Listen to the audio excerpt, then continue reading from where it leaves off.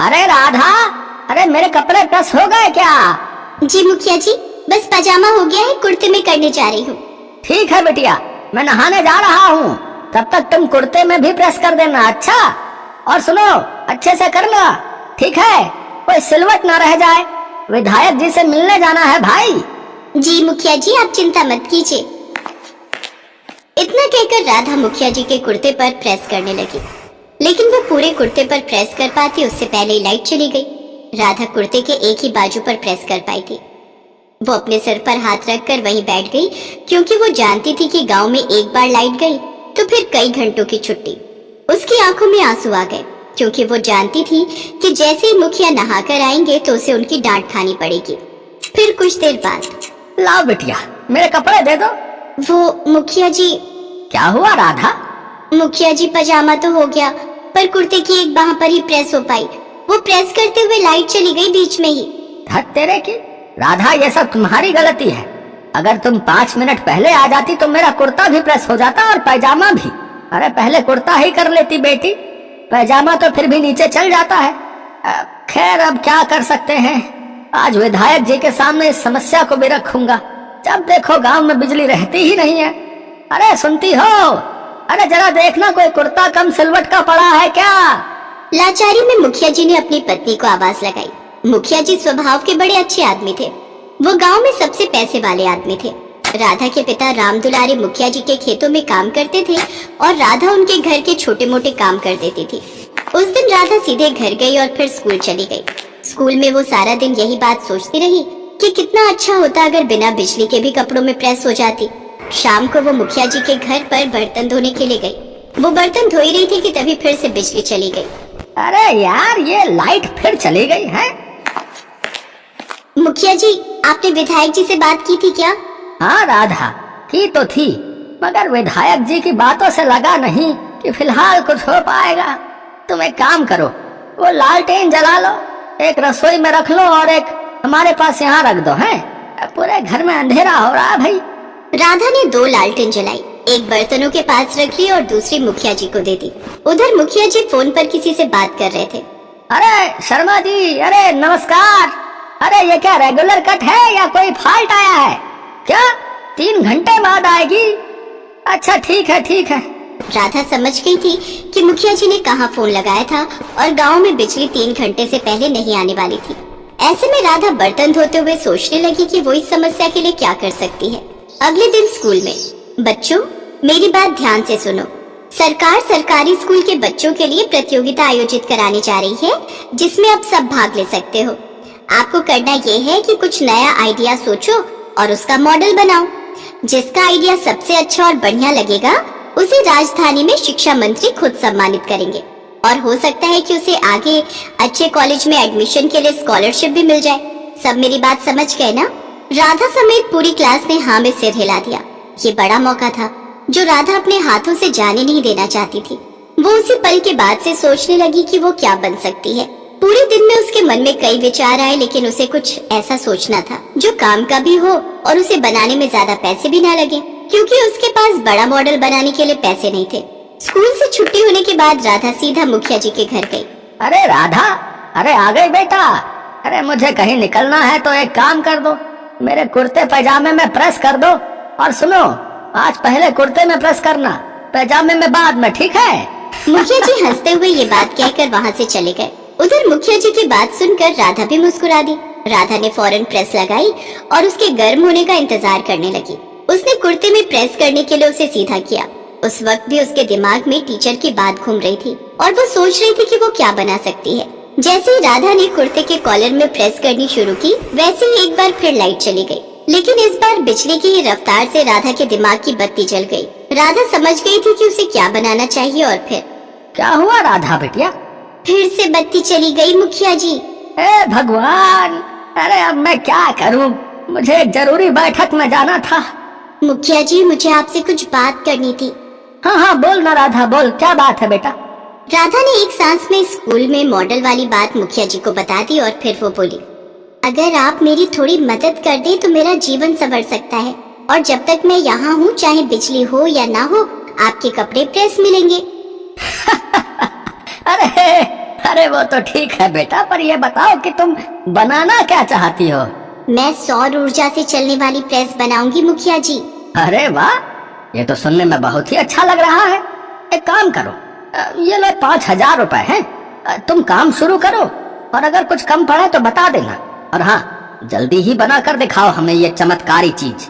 अगली बैठक में मैं बिना प्रेस के कुर्ता पहनकर नहीं जाना चाहता भाई।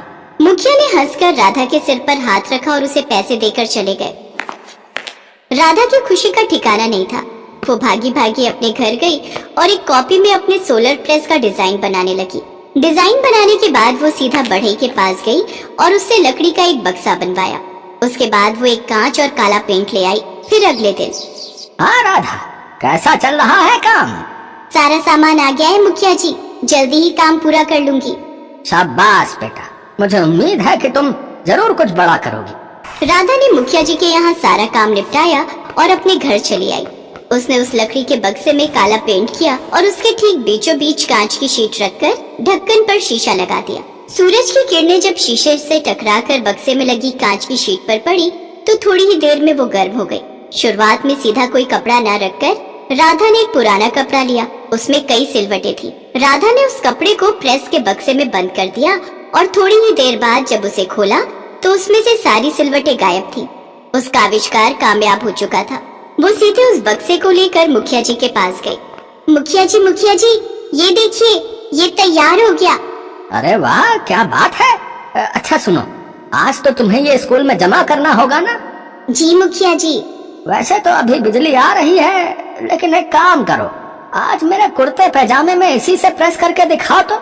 राधा मुखिया जी के साथ उस बक्से को धूप में ले गई और वहाँ उनके कुर्ते को अच्छी तरह से फैलाकर उसने बक्से का ढक्कन बंद कर दिया। और जैसे ही उसने बक्सा खोला तो कुर्ता प्रेस होकर बिल्कुल तैयार था। मुखिया जी बड़े खुश हुए। उन्हें राधा पर बड़ा गर्व हो रहा था। फिर स्कूल की प्रदर्शनी में, हाँ गुड़िया, ये बताओ, ये क्या बनाया है आपने? जरा इसके बारे में बताओ। सर, ये सोलर प्रेस है। अच्छा, अरे वाह, ये काम करती है? कलेक्टर साहब, तो मैंने कुर्ता पायजामा पहना है ना, आज इसी बक्से में प्रेस हुआ है। मुखिया जी की बात सुनकर कलेक्टर हैरान थे। उन्होंने स्कूल के प्रिंसिपल से उस मॉडल को राजधानी भेजने को कहा और राधा की पीठ थपथपाकर वहाँ से चले गए। मुखिया जी की आंखों में राधा के लिए खुशी थी और राधा की आंखों में अपने सुनहरे भविष्य के लिए सपने।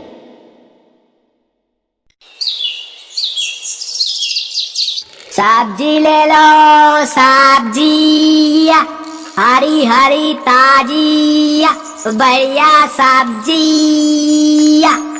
ओ भैया, सब्जी वाले, जरा रुकना। हाँ बोलिए माताजी, क्या दे दूं? आलू, प्याज, टमाटर, भिंडी, गोभी, टिंडा, करेला, शिमला मिर्च, तोरई, सब बढ़िया बढ़िया लाया हूँ सब्जी। एक करेला दे दे। बस एक करेला? एक मतलब 1 किलो ना, अभी तोल देता हूँ। अरे अरे, इतने सारे थोड़ी, एक करेला। मुझे बस एक ही करेला चाहिए, 1 किलो नहीं। एक करेला थोड़ी दूंगा माताजी, उसमें क्या तोल भाव करूंगा बताइए? अरे जब चाहिए एक तो एक ही खरीदूंगी ना। तू तौल कितना है, मैं तुझे अपने हिसाब से पैसे दे दूंगी।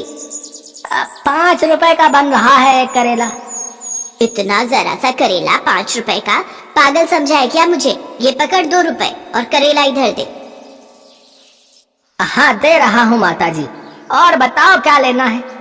बस और क्या लेना है, एक करेला काफी है। आज इसकी सब्जी बन जाएगी, कल दोबारा आएगा तो फिर कोई सब्जी ले लूंगी। कैसी कंजूस है ये माताजी। एक टिंडा, एक टमाटर, एक प्याज और आज एक करेला। रोजाना मेरा इतना समय खराब कर देती है, मानो ढेरों सब्जी खरीदनी हो।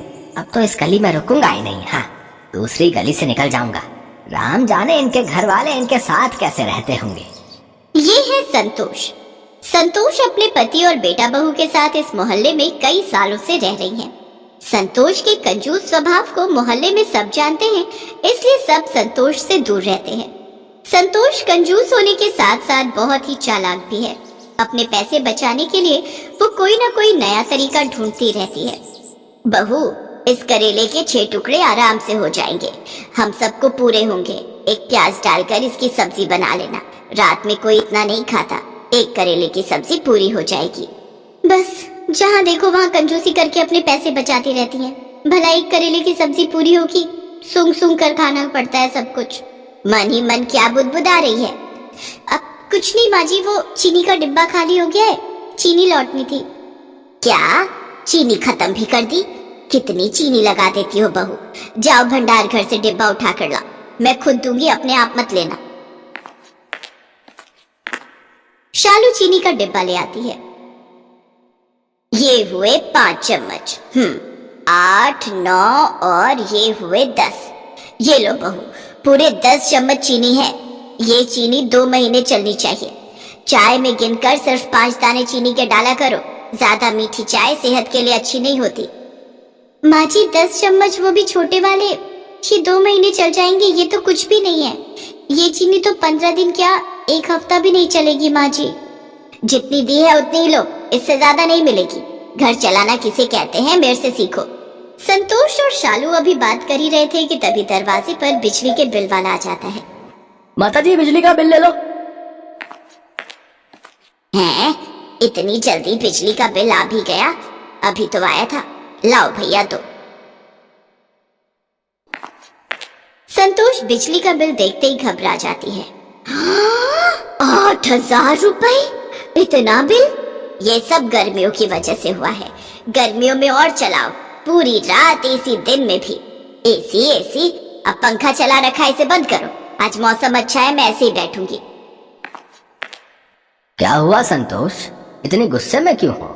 ये लो बहू, दशहरी आम आ गए हैं, रास्ते से लेता हुआ आया हूँ। ठंडे पानी में भिगो दो, रात को सब मिलकर खाएंगे। अरे क्यों इतना खर्चा करते हो? अभी दशहरी आम 80 रुपए किलो है। जब 20 रुपए किलो हो जाए तब सोचना लाने के बारे में। बेकार में इतने खर्चे करते रहते हो। ये देखो बिजली का बिल 8,000 रुपए का आया है। माँ ये तो कुछ भी नहीं आया, मेरे दोस्त का 15,000 का बिल आया। दिन रात एसी चलाते हैं वो लोग, हम लोग तो फिर भी कितनी बचत करते हैं। माँ जी तो दिन में भी पंखा नहीं चलाने देती हैं, बोलती हैं ठंडा मौसम में बंद कर दे। तो इसमें गलत क्या है? हैं? बचत करती हूँ। संतोष गर्मियों में तो कम से कम कंजूसी करना छोड़ दो, सर्दियों में तो अलग बात है। वैसे ही बिजली का बिल कम आता है। कितनी गर्मी पड़ रही है, मई का मौसम लग गया है। ये 3-4 महीने ही होते हैं जो गर्मी ज्यादा होती है, फिर आगे कौन सा इतना बिल आना है। तुम भी फालतू की चिंता करती हो। बहू पंखा खोल दो, गर्मी हो रही है। अरे बाहर कितनी ठंडी हवा चल रही है, बारिश आने वाली है, मौसम अच्छा है। जब प्राकृतिक पंखा चल रहा है तो ये बिजली के पंखे चलाने की क्या जरूरत है? तुम लोग नहीं सुधरोगे, मुझे ही कुछ करना पड़ेगा। पता नहीं संतोष के दिमाग में क्या चल रहा था। एक दिन संतोष टीवी में एक नाटक देख रही थी जिसमें उसने देखा एक औरत ने मीटर की सेटिंग करवाई थी जिससे उसका बिजली का बिल बिल्कुल भी नहीं आया। और वहीं से संतोष का दिमाग घूमने लगा। उसने एक बिजली की दुकान पर काम करने वाले एक लड़के को अपने साथ मिला लिया और उसे रिश्वत देने लगी। देखो भैया, मैं तुम्हें अभी के अभी 200 रुपए दूंगी, इस बिजली के मीटर में सेटिंग कर दो ताकि बिजली का बिल कम से कम आए। और ऐसी सेटिंग करना कि बिजली विभाग वालों को पता न चले। पता जी चिंता मत करो, हमारा तो रोज का काम है। मैं मीटर में ऐसी सेटिंग कर जाऊंगा ना कि बिजली विभाग वाले ढूंढ ही नहीं पाएंगे। पर 100 रुपए और बढ़ा दो माता जी, बड़े कम दे रही हो 200 रुपए। एक काम कर, तू जा, मैं किसी और बिजली वाले को बुला लूंगी। 200 से 1 रुपया ऊपर नहीं दूंगी। करना है तो कर, नहीं तो और भी बिजली वाले हैं मेरी नजर में। अरे अरे माता जी आप तो गुस्सा हो गए। कर रहा हूँ ना, कर रहा हूँ। ये लो बस हो गया आपका काम। ये लो कर दी मैंने सेटिंग, अब आपका बिजली का बिल कम से कम आएगा। संतोष खुश हो जाती है कि जितना मर्जी पंखे कूलर एसी चलाओ, बिल आएगा ही नहीं। माँ जी बिजली चोरी करना अपराध है, अगर किसी को पता चल गया तो मैंने सुना है बहुत जुर्माना लगता है। तू अपने काम से काम रख और खबरदार अगर तूने अपने ससुर जी और विनोद को ये बात बताई, वो कल ही सेटिंग हटवा देंगे। संतोष उस दिन के बाद घर में पंखे कूलर एसी लाइट सब कुछ चला कर रखती थी। ये देखकर सब हैरान थे। शालू तो सच्चाई जानती थी पर संतोष ने उसे साफ मना किया हुआ था।